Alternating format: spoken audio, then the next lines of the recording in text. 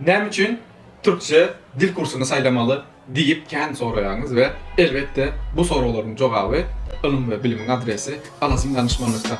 Gelin Alazim danışmanlyga agza bolun. Sizem acı we dogry hakikatlary bizim ağzımızdan duyup ılımlı şekilde Türkiye Devleti'nde okap bilim almanıza yardımcı bolun. Ilm we Bilimin adresi Alazim danışmanlykdan Murat Permanov. Adadan deşerim mehman dostlar da onu Türkçe dil kursunu näme üçin saylamaly bolýaňyz? Neçe ýaşy çelde saylamaly bolýaňyz? Näle ýagdaýda ynamly wiza alyp bilerin diýen soraklaryňyzyň bary bu videodadyr. Mehman ýyldaşlarym, egerde siz ýaşyňyz näçe kiçik bolsa, ýagny 18 ýaşdan 30 ýaşy çelde bolsa, ynamly şekilde wiza alyp bilersiňiz.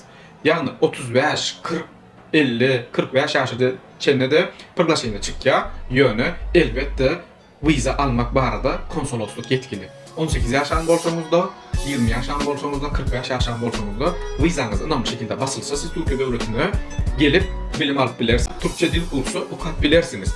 Sizin bunun üçin näme ýol izlemeli, nämeden başlamaly, näme etmeli?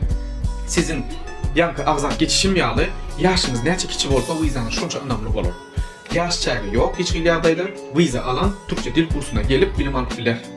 Sezon wagtym ýok. İstän sezon wagtyňyzda Türkçe dil kurslaryna wiza girip bilme mümkinçiligi bardyr. Şoň üçin ildeşlerim, biz öz firmamız bolup, Alazim danışmanlyk aýlasy bolup, biz 18 ýaşdan 30 ýaşy çelde Türkçe dil kursuna hyzmat berýäris. Egerde ýaşyňyz ulan bolsa, biz pırdaşyňyz edip berýäris. Wiza işlerini özüňiz etmeli bolýaňyz. Ýagny biz bir günüň dowamında ynamly şekilde tasdiklanýan universitetlere pırdaşyny çykaryp berýäris. Size düşen zat resminamalaryňyzy taýinap, elbette Türk konsolosluğuna resminamalaryňyzy tapşyrmakdyr. Iň dogry we iň pedaly maglumatlar Ilm we Bilimin adresi Alazim danışmanlyk.